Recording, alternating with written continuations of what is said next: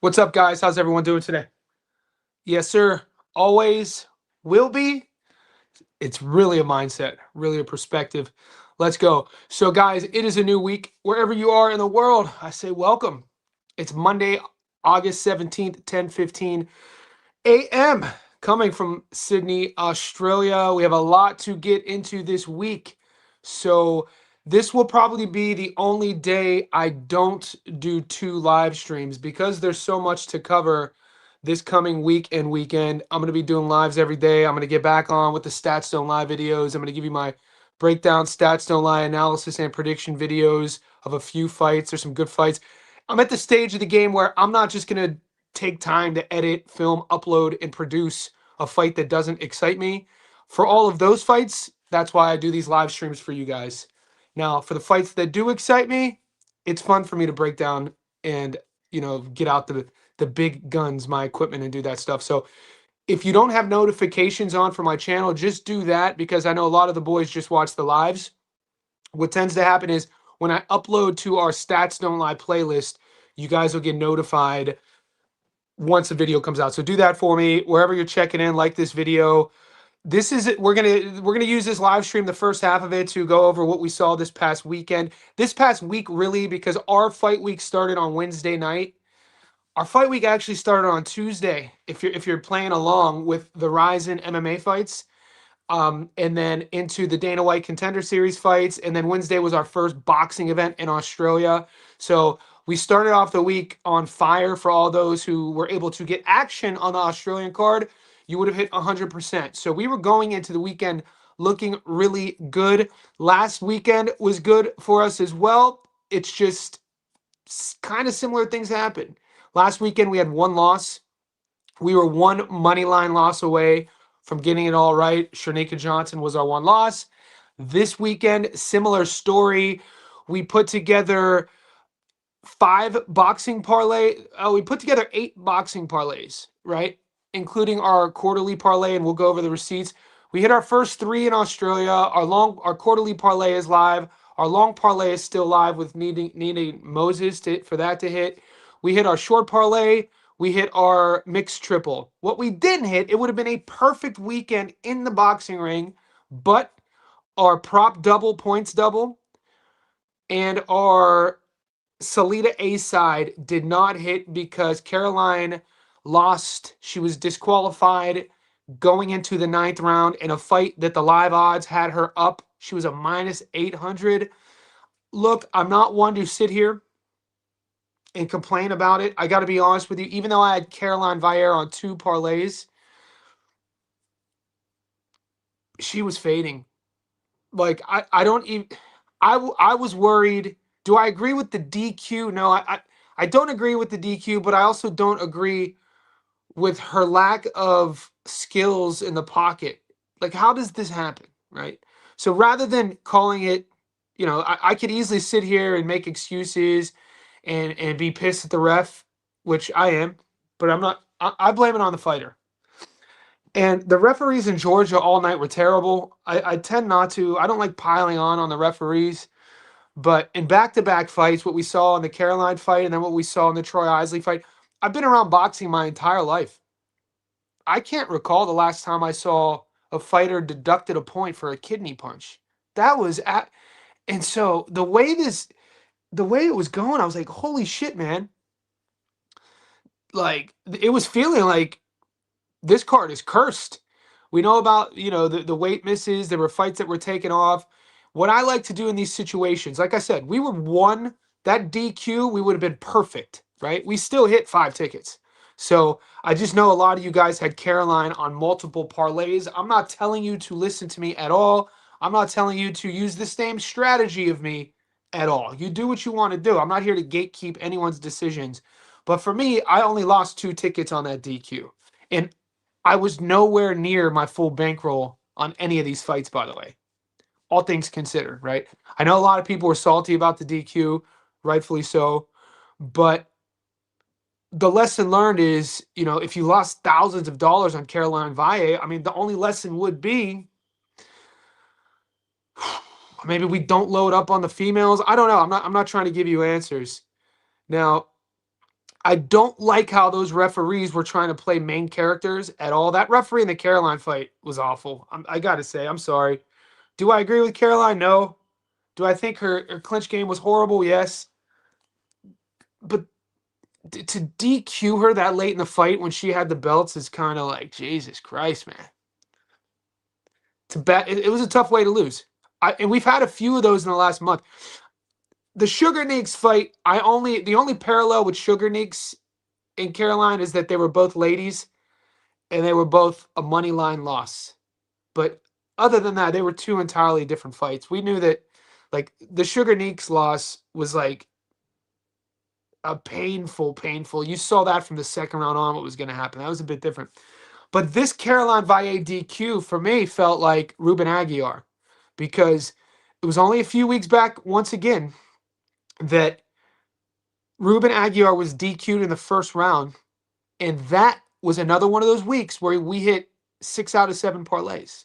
So this is why I can't be, I'm not mad at it. I'm not salty about it, because it's not like we're getting shut out. You know what I mean? It's not like it was even a bad read. It's not like Caroline was a bad read. Like, Sugar Neeks was a bad read. I missed that one, 100%. Shanika Sugar Cheeks was a bad read. Shout out to Dina. But this isn't a bad read. This is kind of this is like Ruben Aguiar versus Trigger. That's not a bad read. That's just one of these things that sometimes happen. So let's get into it. I did put this poll up on my Instagram. Guys, I did put this poll up on my Instagram. If you voted in it, it's cool. If not, I'm going to take it down in a second. I'll show you the results, though. So I just asked, was it a bad ref decision? 81% said yes, it was a bad ref decision. 19% said no. But something more interesting about this is there's about 1,000 people who voted, and Instagram gives you the option to look at who voted yes and who voted no. And so I have a lot of pro fighters. I have a lot of pro fighters who follow me. A lot of you guys do. You know, I'm not saying that as a flex. I'm saying that because it's interesting to see, okay, what are the pros thinking? And it was cut in half.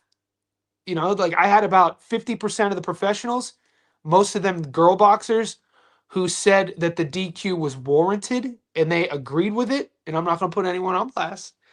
And then I had about 50, a lot of guy fighters who are pros that you guys would know who they were, who said that the DQ wasn't warranted. So it's just one of these talking points.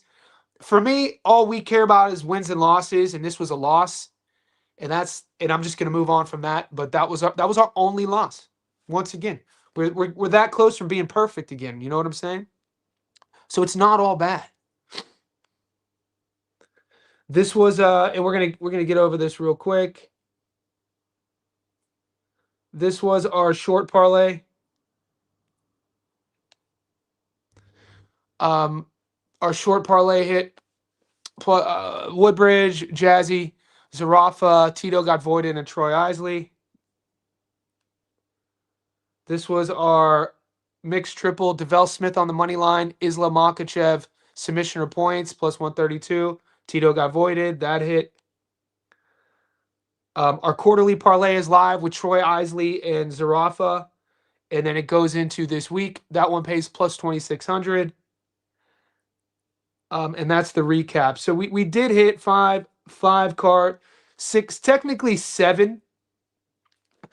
We have technically 7 when you look at our quarterly parlay from June, July, and August at plus 700. We just need Moses to win in 2 weeks. That's still live. And then the quarterly parlay we put together last week. Other than that, we're in a good shape. We have a lot of fights to talk about. I don't want to hang around on I'll take your questions now. If you want to ask about the DQ, look, it bums me out because we lose. And I know there's a lot of there's a lot of guys in our group that are, we left a lot of money on the table. So it's like, when things are out of our control, I'm the type of guy who I'm always looking to learn from our mistakes.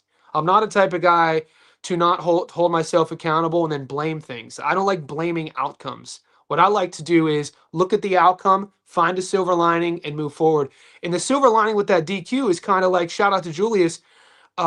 Julius, he doesn't bet on female boxing. Now, I don't want to just throw, I hate this analogy, but I'm not even going to say it. I don't want to throw away the entire female sport because we do really well in female boxing on our channel. We do really well with female dogs. And my underdog of the week this week is a female fight. So maybe moving forward, I don't know yet. I'm thinking about maybe just, I just think it was bad luck, man. You know, that's where I'm at. It was egregious. Mike from Melbourne says, sup, Johnny, this is when we up counts. A new day, reset, and go again. What was Alvarez thinking? Valle thinking surely after pursuing the multiple warnings in this fight, she would stop. I think the holding comes down to a lack of skill. We're leaving here with something, Jay-Sai. Jay-Sai, I just saw that comment. You tagged me in with Carmel Mountain and his coach. Thanks for doing that. I love when people do that. I appreciate it. I commented on the post too. Chris says, morning, Johnny. Monday time to reset. UFC with so many upsets. Shit was wild. Yeah, dude. Christos hit. Christos is one of the few guys I know in the world who took Jalen. This is UFC. You took Jalen and you took the kid who beat my dog. Because I had Jalen. I went 50-50 in that double. I took Jalen, but I also took my boy who got beat. But anyway, yeah, the UFC was filled with upsets. The Unks, there were like 4 Unks who won.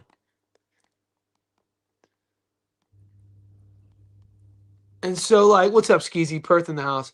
I don't agree with we down. I'm not down, dude. We lost 1 bet. This is where I need to, like, if you lose 1, moving forward, boys. And if you notice the strategy of when I lay all the tickets out to you guys, you never see the same fight appear on all my tickets. I don't even care if it's a massive favorite.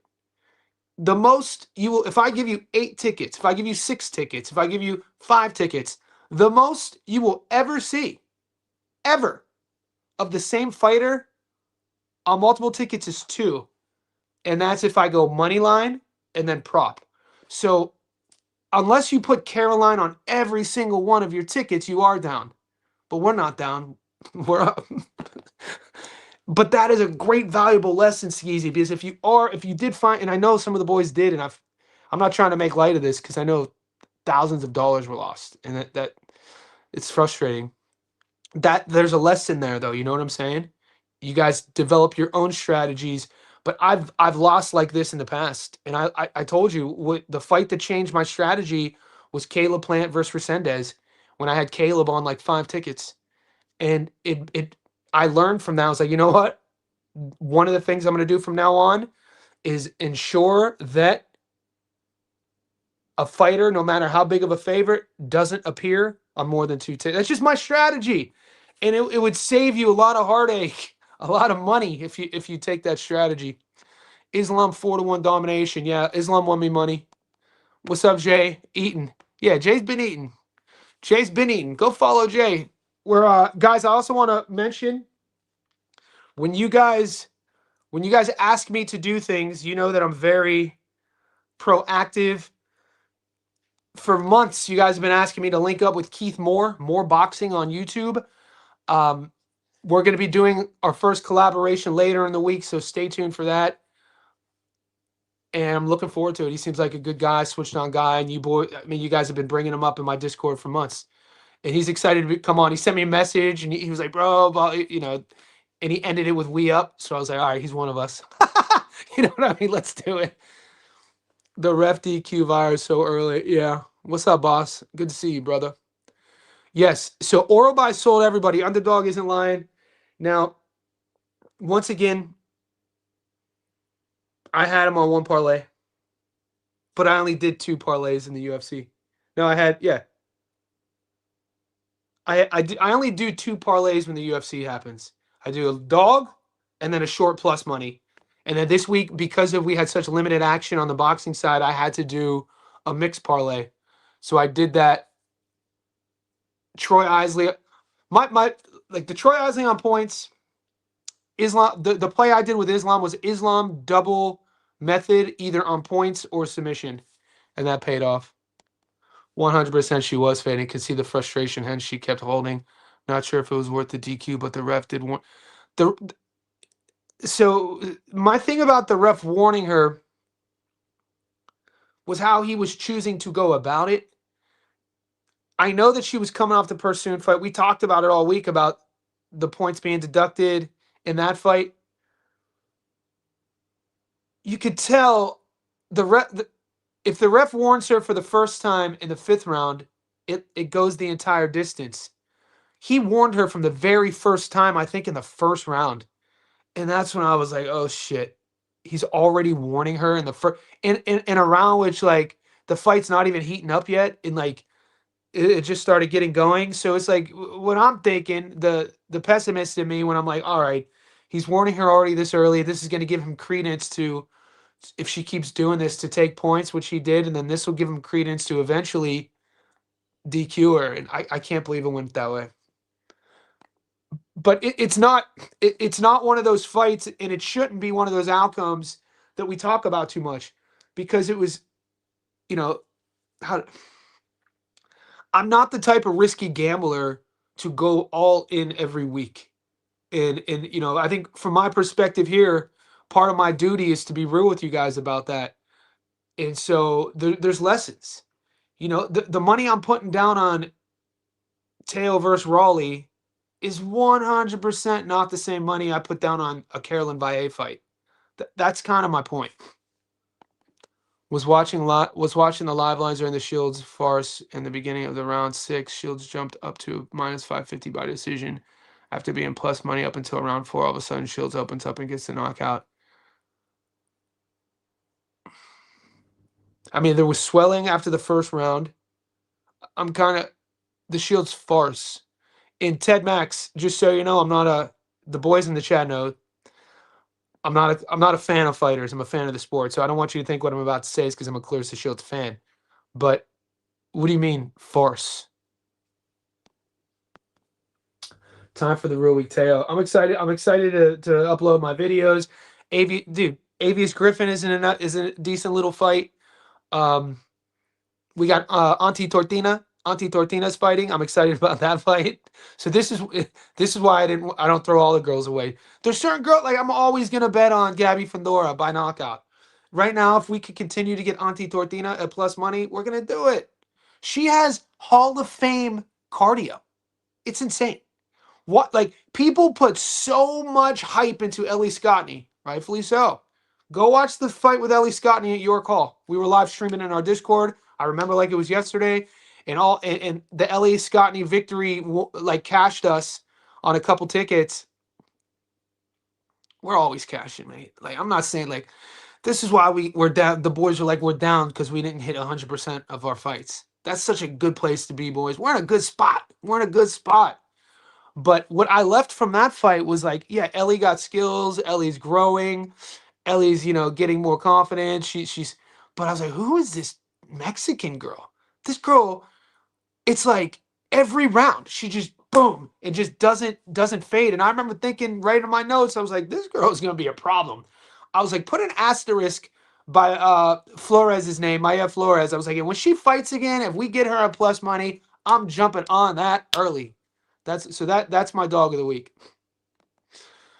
The best referee. Yeah, we don't want the referees to be part of the narrative. That was kind of like one of my biggest disappointments is like whenever referees become part of the outcome, become part of the story. And Mike Melbourne is spot on here, man.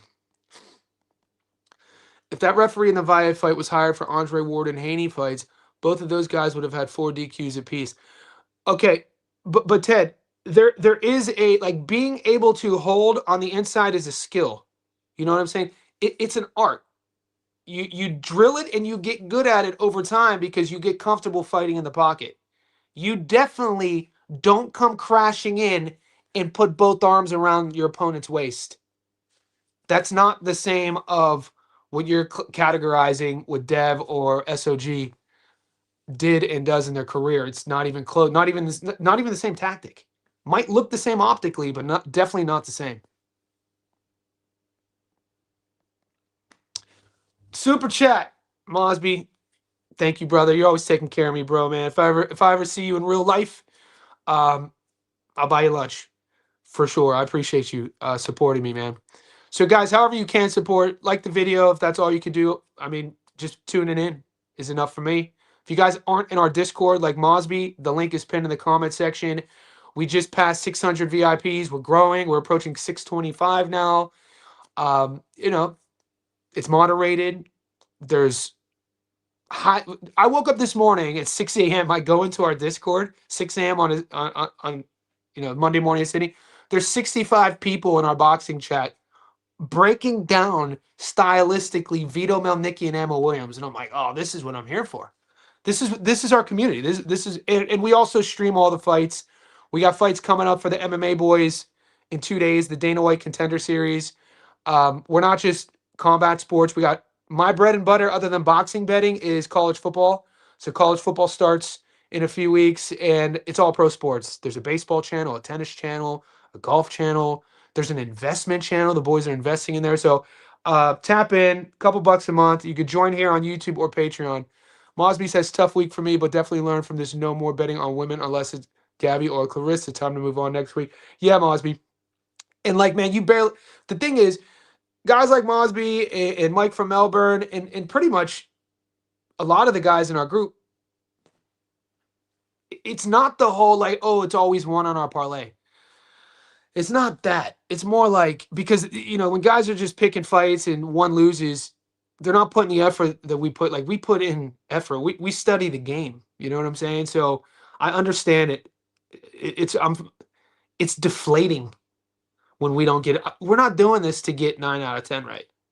You know, we're not doing this to get 9 out of 10 right. We expect to get 10 out of 10 right, and we're not doing it. From an overall perspective, we take risks too, man. That's something that should be spoken about. It's not like we're doing 40% returns. We're always doubling our money. So yeah, guys, we have our third Australian card in 4 weeks. Keep that in mind. Keep your heads up, dude. We got the Nikita Zub Ben Monty card coming up. We ate. We fed our families with Tim Zoo. We definitely fed our families with Terramona and Zarafa. And Nikita's going to come through. Dude, the boxing gods are actually blessing us. 3 Aussie cards in 4 weeks, dude. Check your books. Next week's going to be good. Excited. Yeah, Nav and Shock just got booked in for October, boys. Fi's only loss prior to last night was somehow a similar fashion. She was faded. It was in Mexico. I watched that fight, Oyo, and you're not wrong. She was in Mexico. She fought a girl with kind of a wishy-washy record, similar sort of thing. But when you get belts and you come from a good camp, she has an amateur pedigree too. It's like, you would have fixed this. You would have fixed this, right? Now it's like, for her. Yeah, I agree with you, bro. Garcia in the house. I stayed on the bench for this card, ready to get back in the game. Smart, Mister Get more money. I expect my man's right here to slightly change the name from, just change that first N to an M. Mister Get more money. Let's go. I can't fully blame it on the ref. Virus stubborn as it. No, spot on, spot on. 100%. Coaching too. Like, you guys, like, it's like, hey mate, you guys didn't cover that in camp. You didn't. So you didn't work on clinching. Like, the only time, like, it is never a good sign in a fight when you see a fighter long arming. We see it pretty much in 2 instances, and they're both bad. The first instance is when a guy has been the hammer his whole career, and he doesn't spar with guys who are better than him, and he finally gets tested in a fight and he gets hurt and wobbled, and he doesn't know how to clinch, and he goes like this, and then he gets knocked out. And the other time is what we saw with Carolyn Valle, somebody who obviously doesn't like infighting and isn't comfortable in the pocket. Like, straight arm holding around their waist is so insane. That is a learned pattern, a mechanism I started boxing at 7. I still spar. I got to be honest with you guys. The action in a fight in the pocket of holding like doesn't even isn't even part of my natural patterns. If anything, you rather than holding and opening yourself up, you're going to stay tight and lean. You're going to lean, use your head. You're going to head wrestle a bit. You might kind of cheekily grab, but you definitely don't go full arms extended. You drill for this. You train for this. These are things that you work on. It's insane. So, like, yeah, man. The minus 800 too. That from a, it's kind of like one. Yeah, we're talking about it a lot, aren't we? Fuck. We're talking about. I said I wouldn't talk about it. 25 minutes in, we're still talking about. I guess the talking point. I'm taking Moses, Teo, George, Amanda, and Caroline. Same.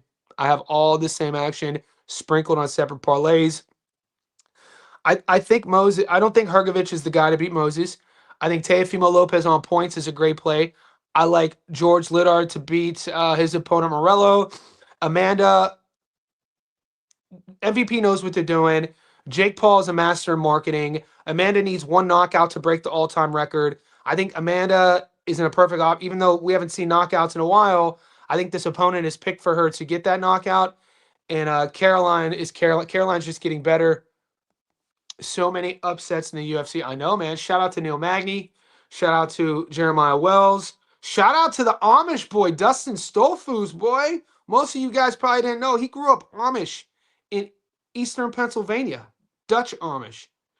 And Stolfus is one of these guys, man. I'm not going to say I picked him, but over the last 5 years, I've definitely won money on him in plus money situations before. And then Jeremiah on this live stream last week, even though I picked Oral By, I said, Wells, dude, he's a young I said he's a young 39. He's explosive. It wasn't that long ago where he was like, being spoken about fighting in really, really high marquee fights. He's dangerous. He's going to come in shape. He's a tough Philly guy. And then I took Jalen to beat his opponent. I said, dude, the one I'm pissed about myself is Chidi Njokuani. I said all week, I was like, dude, Chidi is a dog, man. I was like, this kid is moving up. The Spanish kid is moving up from 155. Chidi's coming down from 185. Chidi's a kickboxer. Has been a Muay Thai fighter his entire career. I was like, the Spanish kid likens himself to being a striker. We've seen him grapple before, but I was like, if he gives Chidi the fight that Chidi wants, Chidi's gonna beat him. And I'm pissed I didn't take Chidi in that fight. Let's go. I'm convinced Alvarez had money on himself to take the L as submission specialist. I wouldn't say Alvarez is a submission specialist. He has a lot of subs, but Alvarez, especially at 155, his height. Alvarez was, a striker. His subs would come after he would hurt people. He thinks he's a striker. What's up, boys? New week. We gonna eat positive. We always are. Yeah, Rodrigo and Skeezy. You're right, man. So when especially halfway through the second, when you're thinking about if you're Alvarez and you're thinking about if you're Joel. I remember when Joel was like 24-0, and people were like, "Who the?" And like it, you didn't see a lot of guys at 155 24-0. And so he was well rounded, but when he would be cooking, he would use his striking. And if guys wouldn't want to stay on the ground on the feet because they were getting pieced up, he'd either hurt them and then get dropped, and then he'd go to the ground. But he's never been like a double leg expert. He's never been a shoot first guy. He's a guy who'd set the stuff up on the ground with his striking. But he has that in his repertoire. Now, it should be mentioned he was Islam Makhachev's sparring partner for this camp. They brought him in to emulate old boy, the boy who lets other dudes sleep with his wife. And maybe in that sparring, and this is all just speculation, maybe he was hiding an injury. I don't know. Maybe that's the only thing I could think of, because somewhere around midway through the second, when you're watching it, you could see in Alvarez's body language that he wasn't going to ever shoot a takedown. He wasn't even feinting a takedown. He wasn't even doing that one, or that one. He was just and he looked and he looked frustrated.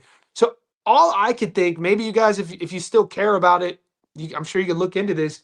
It looked to me like he was hiding an injury. It's a mantra. It's a way of life, and this is what I mean, man. And this is why I don't, even if I, which has never happened, knock on wood, every week I've ever done this over a year, we've always got at least one win. I've never been shut out, and it's not going to start happening now. But even if there would be a week where we got shut out, we got goose egg, I would still say we up because we're never down. We're here. We're breathing. We have an opportunity. This is my mindset. It's an opportunity to do whatever we want. You know what I'm saying? Let's do it. We're up. We still good. We, dude, he's been flooding my timeline again, John, on my Instagram. I had to block him. I had to unfollow him because my timeline when he popped off got so ghetto. Like it's the we still good. Remember that. So I had to unfollow him. And now he's sneaking back in, telling his yo, the last time, if you ever pay for some sloppy doppy and you go to the old box spots, and I'm like, and then my boys start sharing it. I'm like, man, I'm a 44-year-old grown ass man. I can't be. And then my algorithm gets all toxic. So, but he's somehow popping up again. Sometimes I get lost in the psychology of the game. Take an L, then start to chase. And Skeezy, it's not just you, bro. I've seen this, and I'm speaking from experience. Me happen when betting on the UFC. So this is why I highly suggest, just like in life, whatever your career is, whatever your living situation is, whether you're on your own or not, whether you live with your family or not, whether you have kids or not, whatever it is, I'm sure there are certain boundaries that you have set in place to ensure that you're living somewhat of a productive life. I highly suggest doing that with your betting strategies. Put something in. One of mine from losing thousands before years ago in UFC betting was to create my parlays before the fight weekend. And no matter what happens in the UFC, if like when Orobai lost the very first fight, I didn't make another parlay. I, and the way I do that is if that first fight loses, I'm done. I'll watch the fights. And then to ensure I still have action, whatever that first parlay. So what I do is whatever that first parlay is, this is every UFC card. I'll make sure that my second ticket will at least be the last fight, whether it's an underdog in the main event or a method of victory like it was yesterday, Islam on points paired with a boxer fight. It'll always have me at least still tuning in to the main event and not tuning in just because I've lost this fight and I chased and won 3 but lost. Now I'm chasing and let's see if you know what I'm saying? So boundaries are important. Corey Marksman, yes. We've kind of I kind of look at Corey Marksman as this guy that, a diamond in the rough, man. We started winning money on Marksman a couple fights ago. He's really skilled, marketable, very talented, and I don't think he fights this weekend. I think Corey fights in 2 weeks. What's up, Johnny? I see that you got that haircut. I know, Brandon. She don't like it. She's like, Johnny, I don't like your long hair. I'm like, I like it. So yeah, she wants me to cut it. We'll see. It's cold out here, brother. Holding for lazy boxers. She wasn't even. It does like for me. It was the lack of technique. This girl had an amateur career, guys. This girl had belts. It's wild, especially how she was choosing to hold. I took a big L. Yeah, yo, man. I remember. I saw you in the Discord, boy. Don't be doing anything stupid, big homie. If you're not having fun betting on these fights, don't do it. Don't chase either. What are we chasing for? Guys, I'm going to pull up the books for this week. See what we got. Rush, rush to the yayo. Bus, bus, give me yayo. All right, boys.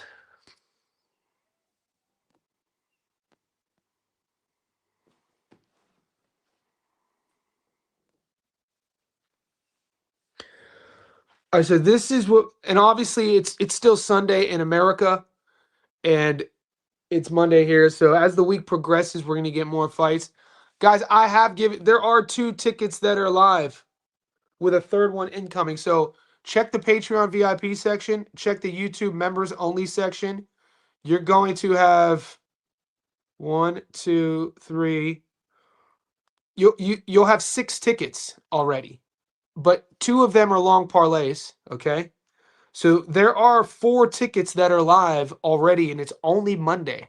So we have our dog of the week. I put this in on Saturday, and I posted this on Saturday. So we'll see if she's still a dog. I got her a plus 130. That's posted. I also have my boxing money line double plus 139. That's posted. My short parlay, which I'll post after this live stream, is a 6-legger, kind of like akin to the safety net parlay. It pays plus 105. I'll post that. And then, dude, I almost got all my plays already for the week. And then I got a method of victory double that pays plus 174. So 2 quarterly parlays and 4 live tickets already for the VIPs. So make sure you check that out. And moving forward, if there's questions about those sort of outcomes, you could ask me. Never been more frustrated watching a UFC fight. I think Gary was getting to Islam late. Just refused to throw any volume. Yeah, it's one of those things that man, that size difference was wild. You know what I mean? Like 155 to 170, that jump in MMA is already wild. It's 15 pounds. You see a lot of the guys who have success at 170 historically have been guys that that are like they're coming down to make that weight. You know what I mean? Like coming from 185 to make 170. So Islam, as the fight was going on and Gary kept getting up, was struggling with Gary's size. It's a big boy, 170, tall, long, muscular, not super muscular, but he's not skinny. And Ian Gary's really good. He's very skilled, very crafty, has a good fight IQ, technical, well-rounded, well-coached, well-trained, disciplined, all that stuff in the octagon. Ian Gary, he'll probably still become a champion. But when you're looking at the other guys at 170, like the size of these guys, I think Islam's going to struggle with a handful of these guys based on just the size. There's weight classes for a reason. Look at how much Ilya struggled with Justin Gaethje's size, just going from 45 to 55. And what Ilya did in the second round at 145 would have won her, and the damage would have 100% gotten anyone out at 145. But the added weight, the added size doesn't only allow these fighters to have more power, but it also allows them to be more durable when they're getting hit with shots from guys who aren't as big. So those same shots in a weight class above aren't doing the damage that these fighters are used to. And so Ilya jumps on Justin at the end of the second trying to finish him and underestimated the durability of a guy who is a pretty decent size 155 and Justin and gassed out. And then we saw how that turned out. I was never worried with Makhachev because he's so well coached and he's so well trained and he's so disciplined to where, those guys, the Dagestani wrestlers, the DC's, wrestling camp, both the guys who do his high school stuff at Gilroy and the boys in California, these guys train for moments of exhaustion.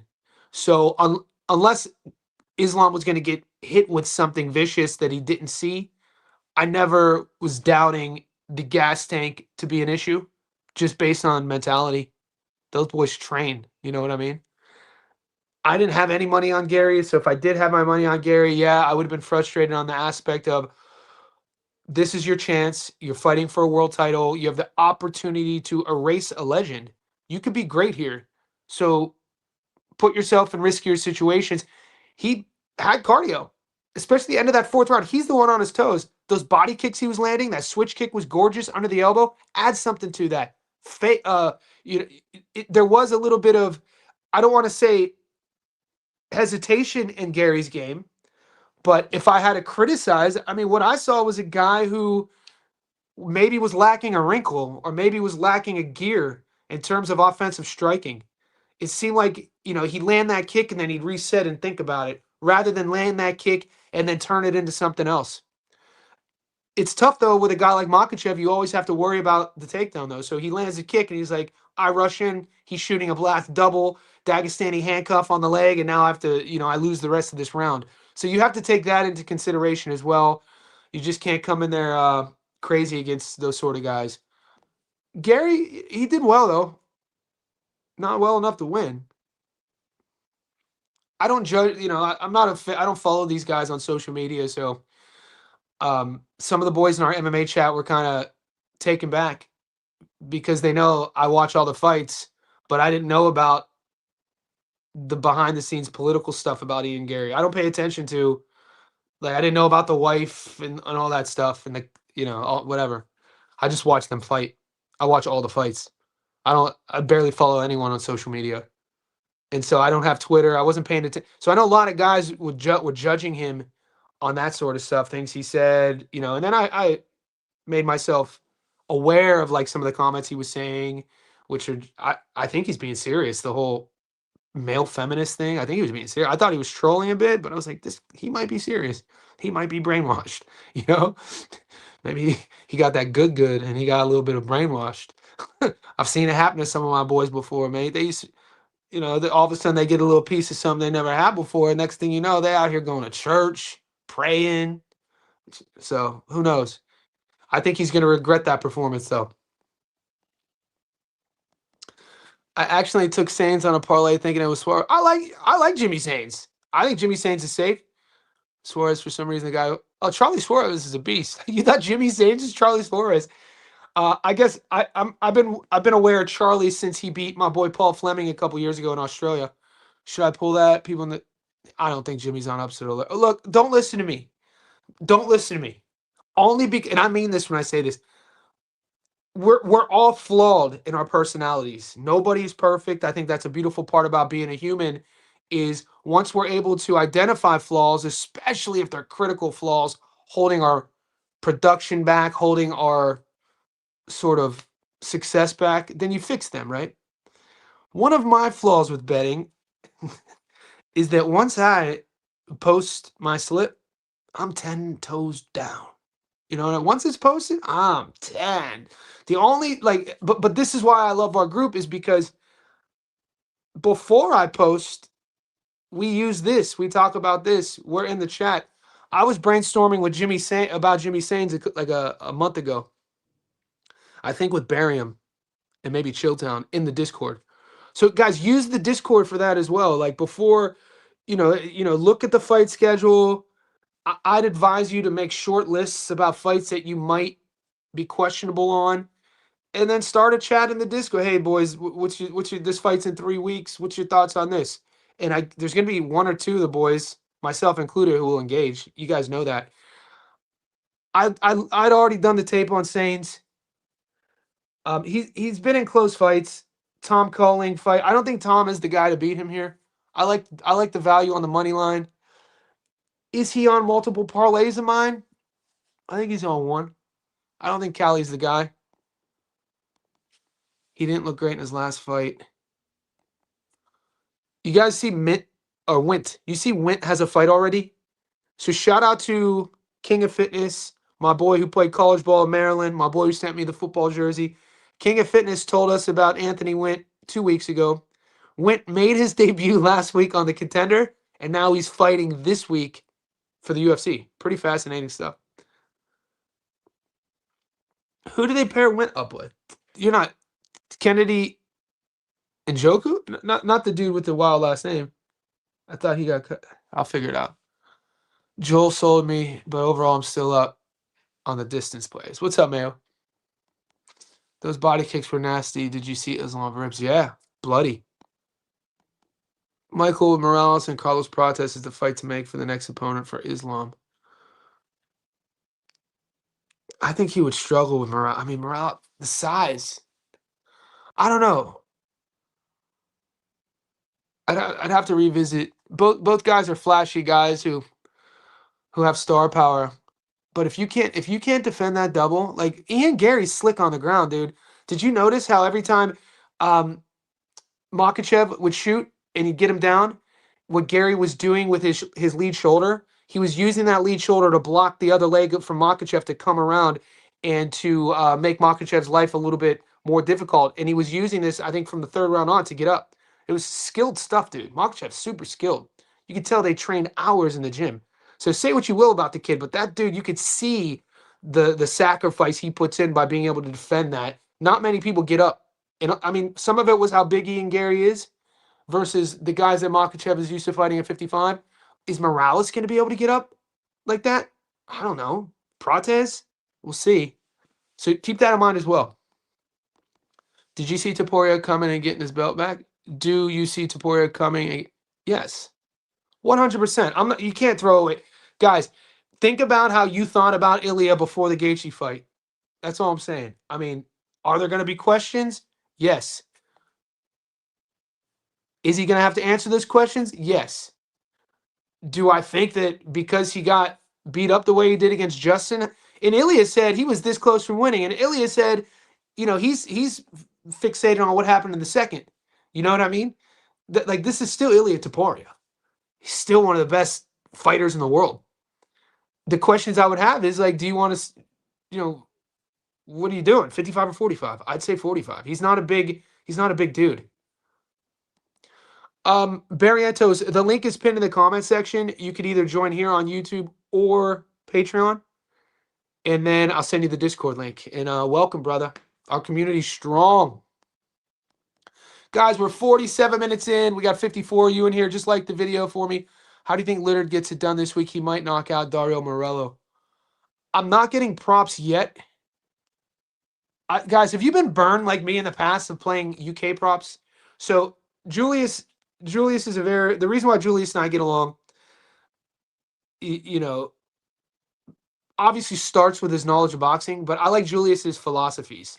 So whenever he comes on my channel and you see us chat, he's in the Discord. And go follow Jay Knows Boxing on YouTube. Do that for me. It took me months to get him to start one, and he finally did, and it's growing. So let's get him to 1,000 subs first, and then once we get him to 1,000, we'll get him to 5,000, and then we grow, right? But I really like, Julius and I see eye to eye on the data stuff, the finding patterns, the being aware of patterns in boxing without when they happen, and when they do happen, you write these things down. I do very similar things that he does. And so what I'm noticing is in terms of my prop percentages, like historically over the last year, my UK prop percentage is low. It's not like horrible, but it's not like my American prop percentage in terms of hit rates. So it's something I've been thinking about lately because I'm always I'm always looking to make adjustments. What we're doing is my mindset is we're creating we have a fine-tuned machine of like how we break fights down, how we wager, how much we wager, the strategy of what fights to put on which. And so what I know is me. I don't know if it's just me, and if it is, that's fine. But yeah, especially over the last 6 months, my UK prop game isn't as high as my American or even Aussie prop game. My Aussie prop game is really freaking high. And my Eye of the Tiger prop game is ridiculously high. My prop game overall is really high, but my UK prop game, I mean, and for all the newbies, picking outcomes, isn't as high. And it's a noticeable drop off. It's crazy. So it's something I've been thinking about looking into, making adjustments. So when you ask me about George Littard and the outcome, yeah, I'm not getting props on it yet. It's on the screen. I'll have a look later in the week. What's the earliest you could come tonight? Sophie, 6:15. Sorry, I know you guys hate when I try not to. That was my girl. She's making dinner. I'm betting UFC live from now on. Live fast. Find your wins, bro. Live life fast. You're in our Discord, aren't you? If you're in our Discord, man, message Boss Christos. Message, he goes by Ali TV on our live stream. And in the Discord, what is Ali TV's name? Message, just go to the MMA channel. You'll see the boys who are active. They know their shit. Link up with those guys. Message him and be like, hey, what's the live? Because live betting, if you have opportunity, I know a lot of guys who make a lot of money on live betting. Personally, my book in Australia doesn't have that as an option unless I call these humans on the phone, and I ain't about that life. Psychologically, I ain't about that life. I ain't trying to call a human because I'm trying to get a lot. Like, I know I'm probably leaving a lot of money on the table. For me, it presents myself with a lot of guilt and shame that I have to talk to a human about it. But can't I just press a button? Live bet. Yeah, but nope, not here. Live bet. Call this number. What's up? I see you betting again. Yeah. Can I like it's a little bit of shame for me, but probably that's my like when I was a kid, my Roman Catholic background, my parents sending me to a Catholic school and having to confess my there's a lot of trauma from our childhood, boys. Don't be ashamed of it. Trauma. I'm confessing. I'm out of my mind. Morales is bigger than Ian Gary. Morales is a monster. Morales, it's still going to come down to you still have to get up because think about how many times in Khabib's career, in Islam's career, where the story and the narrative of their outcomes were that their opponents couldn't get up. Maybe the first one they let the round play out, and then the second one then the first they get past. Maybe they get to the second round. I mean, there's only a few handful of fights in Khabib's career. One of them was the Al Iaquinta fight when Iaquinta took on Khabib on like 2 days' notice when Tony Ferguson tore his ACL tripping on the microphone cord at the press conference. And Iaquinta ended up taking Khabib the full distance, went 5 rounds with him. But Al was very underrated. People forget about how good Al was, especially on the ground. Came from a good camp. Came from that same camp with Chris Weidman, the New York boys, Aljamain Sterling, longtime sparring partner. But generally, the play on it, Khabib, and similar to Islam, is like, all right, if you know I take you down, which I will take you down, and you will be on the ground, and I don't stop you, that's usually because the round ended. And when I take you down the second time, it'll be in the next round, and then I'm going to stop you. People really don't get up. You don't really see guys getting up time and time again. It's happened. But will Morales be able to get up? September 12th, I'm going heavy on the Joseph Morales versus Brandon Moreno fight. Hopefully he's an underdog. Mayo, share your reads in the Discord, brother. I'm making the yeah, she's making salmon risotto, boys. Like I like to cook and I know how to cook, but unless my girl's over and I'm cooking for her or friends, I'm making just like a ribeye on the grill for me. I'll just get like a piece of salmon and pan fry it. But like when she comes over, I get shit fancy and I'll make it presentable. She always cooks presentable. Like she's like, I'm making salmon risotto. I was like, let's do it. I like Nemo Fazil, Douglas Rodriguez on the content. All right, Christos, could you put those reads up in the Discord and tag me? Because guys, betting on the UFC, betting on MMA, I tell you guys is the volatility, the risk. We see this every week. Sorry for the vulgar analogy. It's really like going to a condomless whorehouse. It's risky. That's in my head. That's whether if I'm betting on the UFC or Dana White contender, anything can happen. It's as risky as going to a condomless whorehouse. So be aware. Julius knows ball. Yo, Johnny, you see Israel Mercado is a 550 dog. Utra this Saturday. I think those odds should be a little more even. Dude, Altria is good though. Dude, Carlos is good, aggressive. Mercado is the uncle of Tito. I think he might be 30. How old? Maybe he's 31. I thought maybe he's 35. How old is Israel? We pulled this up last week. I'll pull up the odds too. But Altria's tape is fun. If you guys haven't taped Carlos Altria, fun tape.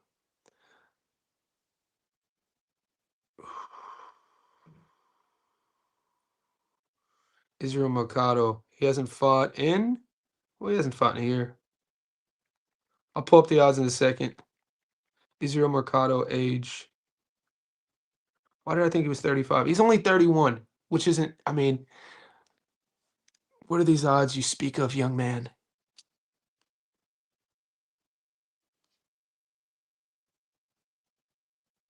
You know what odds are horrible? Shane, dude, Jamal Harvey's matchmaking here is shameful. I'm just going to leave that at that. I like Avius Griffin in this spot. I'm going to play the knockout in this spot. Jackson Marinez is 35 years old. Jackson Marinez recently got stopped against Lindolfo Delgado. Avius Griffin, dude, if I could get this prop, and I know that we've seen him lose before, but this is a kid who comes from a great camp. He's well coached, super athletic, big as hell for the welterweight division, a 6'1" welterweight who could crack. Marinez is in his mid-30s now. I don't like that Marinez got stomped against Lindolfo. And, Lindolfo's not a puncher. Avius is a puncher. So keep an eye on this fight. Depending on your bankroll, $1.09. You could use it as a parlay piece. I don't know your strategy. I have Avius on the money line. I got him at $1.11, I think. So my range is usually I try not to dip below $1.10, just for the sake of the Caleb Plant Resendez fight. It's another one of these strategies that through a loss I ended up adjusting my game. Granted, there'll be some weeks where we don't get a lot. Like I couldn't play Clarissa Shields on the money line. Like you didn't see her on any of my parlays. She was literally unplayable at $1.04. So I know it's free money and you're leaving pebbles on the table. I get all that.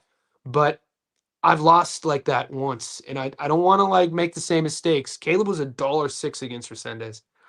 So right now Avius is $1.09. I got him at $1.11. If you like him, I would take him now to build a parlay with. I'm waiting to see if that knockout prop presents itself. And if it does, I'm jumping on it. But let's get back to what you initially asked about Altria.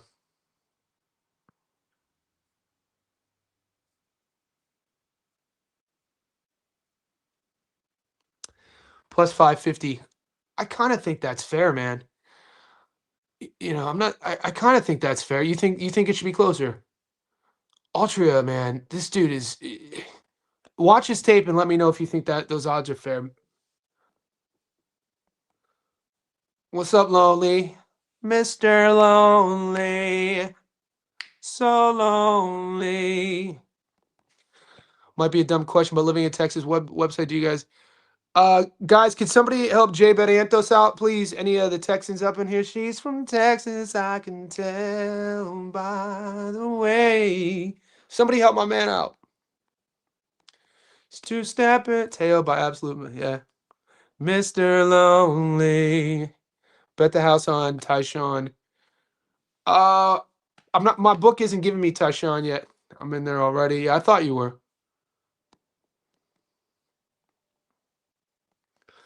Islam cleans out the. You think Islam cleans out? See, that's what it's going. What's up, Ramver? That's what it's going to come down to, guys. Because 170, there's these big, long, athletic, young, powerful, exciting strikers, knockout artists. But still, if and when Islam gets paired and matched with those guys, and you're making your bet, be sure before you wager, you ask yourself, if you're taking the other guy, not Islam, you must ask yourself, will this fighter be able to get up from a takedown? It's a very important, it sounds pretty rudimentary. It's a very important question. Very important. And when I said the size of Ian started bothering Islam, what I mean by that is Islam was really never in danger. It's just that Gary started getting up. But you do that technically and go watch the tape and see what he was doing as soon as he got down with that shoulder. He wasn't allowing the hip to come over the shoulder. I don't know if Morales could do that. I definitely don't think the other kid who smoked cigarettes could do that. Mayo Flores. Brandon, is that our fault, brother? So here's my dog of the week. I posted this in our group 2 days ago because I knew, guys, we have a couple big hitters in our group, in our Discord, they feed off the female fights. And I don't have Twitter, but I know one of our boys has Twitter. And I just assume, and I don't know if does Barium give his reads on Twitter as well or just in our Discord? I don't have that answer. But if you're in our Discord, you'll know about Barium Boxing. He's an absolute savage. One of his strengths, in my opinion, is finding these diamond in the rough underdogs. The boys just hit on another dog parlay last night in Japan. After what happened in Georgia, I chose not to play the Japanese card, but they hit for a double. The boys, plus 300 sort of stuff. One of those guys was a dog. Barium earlier in the week did a whole breakdown.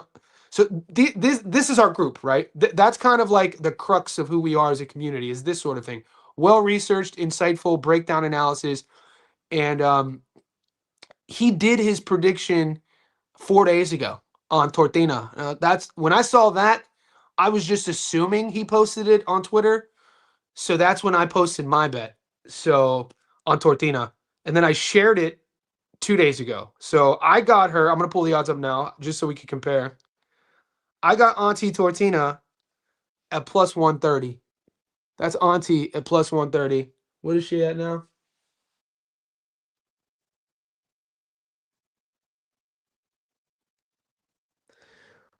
Okay. Now it's only gone down a little bit. Guys, this is our dog, boys. I'm look at the odds though. Look at the right. Look at the this is totally our fault. That is called falling off of a cliff. When Auntie starts at plus 200, and it's not even fight week in America, by the way. It's literally Sunday in America. You never see that. This is our fault. So I'm not telling you what to do, but go watch Ellie Scottney versus Maeli Flores. It was her last fight. And if you don't watch female boxing, what I'll tell you is the people in the know, the boxing community in the UK and abroad now, Ellie Scottney is this young sort of next up sort of she's super talented. And they just fought at York Hall, and this little 4'9" Mexican girl, I'm not bullshitting you when I tell you this. She has Hall of Fame cardio. I've never seen anything like. I told about it. I talked about it at the beginning of the stream. I'm not bullshitting. You look at her, she doesn't even look like an athlete. She's like a little tortina. She's short, big, but bro, her cardio doesn't dissipate throughout the fight. And Scottney, even in between the rounds, she was even after the fight, she was like, bro, what would like that is and then Flores got signed and this is her fight. So I don't know if those odds are because most people don't know who that is, but our group knows who that is. And if you like a dog, that's my dog of the week. She's still at plus money. I could probably almost guarantee she'll probably be the favorite in the next 3 days. So do what you want to do. That's my play. Morales out of those guys actually okay, I didn't know this. Actually has a wrestling background. I know it's not as credible as Russia or USA, but he's a wrestling okay. Ecuador. What is the Ecuadorian wrestling program like these days? Hey, we got a new JSB insider. Megafox, you are a YouTube member. My email, guys, is on my YouTube bio. Johnny Stavko at iCloud. Mega, send me that email. I'll send you the Discord. Guys, if you're in our Patreon, by the way, and you're a VIP in the Patreon and you're not in our Discord, those two are congruent. DM me on Patreon. Same with the JSB Insiders here. If you have any colored star next to your name on this live chat and you're not in our Discord, email me. Israel Mercado's only loss was against Bierslanov. Bierslanov's good. I know. His upset, his last two opponents. All I'm asking you to do, Blue, is watch Altria's tape. And maybe, I'm getting a little head over heels about the tape and watching him. I've watched his last few fights.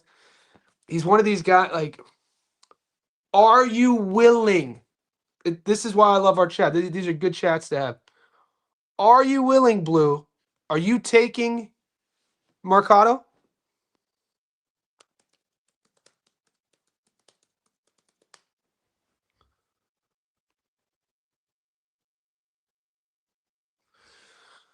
Okay, so this is Carlos. We'll do a side by. He's a 22 And Blue, I respect your opinion. I'm gonna remove that comment so we can see the screen real quick. Okay. So we'll do both. We'll look at Utria. Obviously, Mercado is the more well-known guy.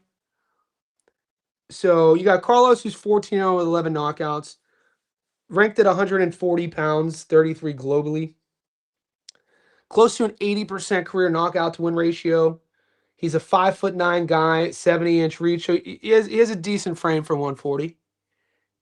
22 years old. These guys coming out of Colombia. Where's John Arobio from? Like these, I don't want to. I'm pretty sure isn't Arobio, dude?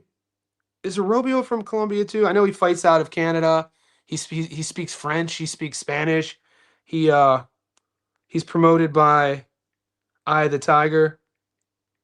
But I'm pretty sure isn't Arobio from Colombia too? Yeah, Arobio's from Colombia as well. And Arobio also fights at 140. And Arobio's 20. Dude, these bro.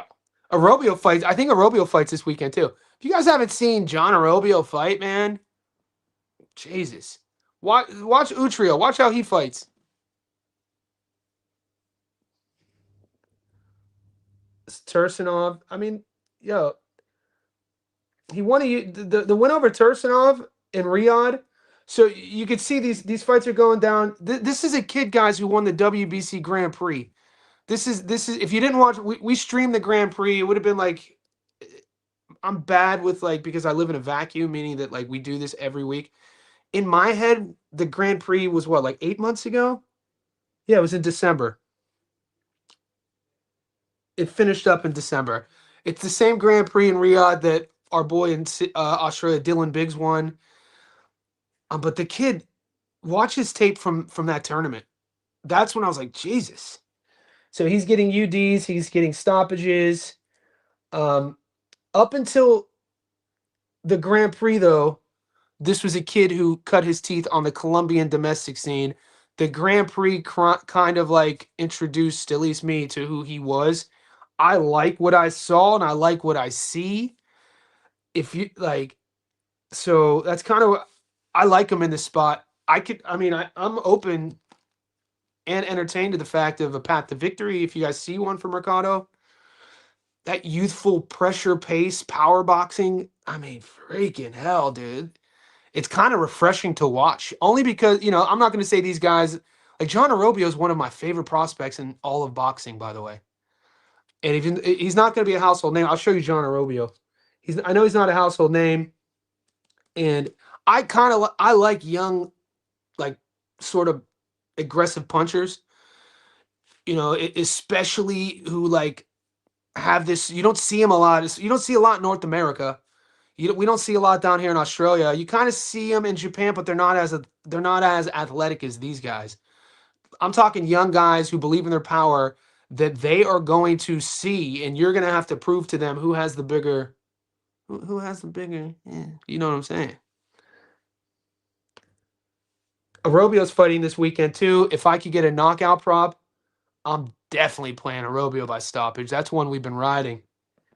Uh, his tape is so fun to watch. And yet, say what you will. 18-0, 16 knockouts. Same sort of kid who kind of like, look at this. So he's come through the Canadian scene, even though he's born in Colombia. He's being, moved. I like how he's being moved with Eye of the Tiger. I like the matchmaking they've been. He's been so dominant though. Step ups are coming soon for him at 140. And as of late, he's fighting Antonio Moran.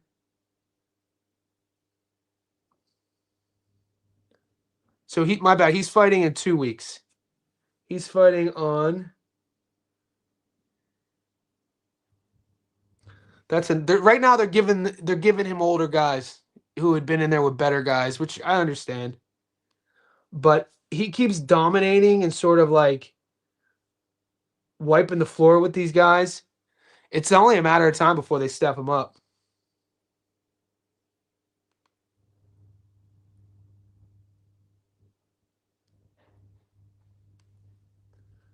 I absolutely hate box rec.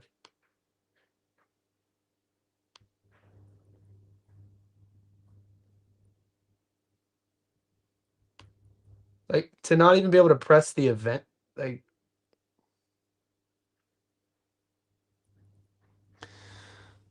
that's driving me insane. What do you think of Tia? What's up, Rizza Jizza? Killer Army, we the last Armageddon.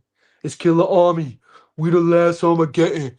Prepare yourself now for the 6-man wedding. What do you think of TMA Aiden? Can't shake image of how close. I know. Bro, I was gonna say the same thing.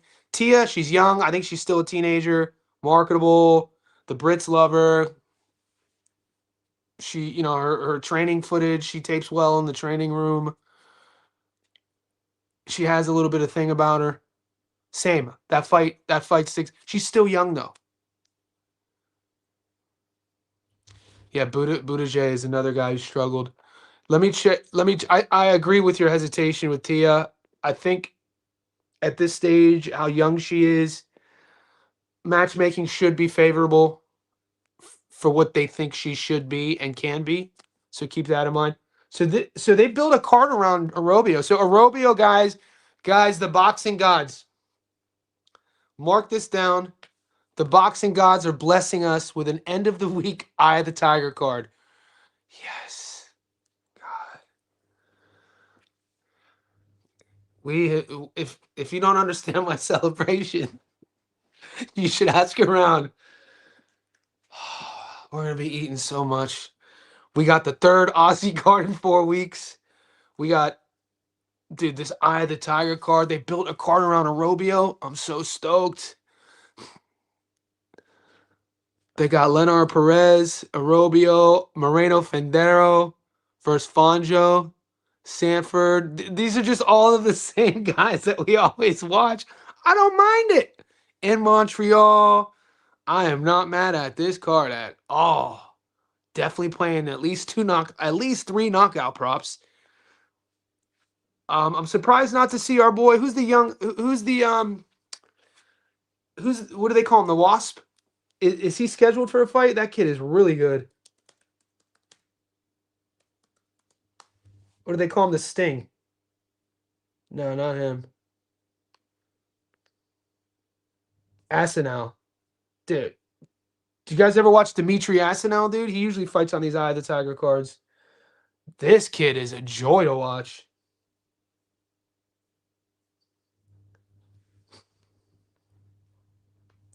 Surprised. I'm surprised he's not on. I'm surprised he's not on that card. 13-0. Okay, he has a fight scheduled on another card. When's this one? Is that not Eye of the Tiger? Quebec. So this is October.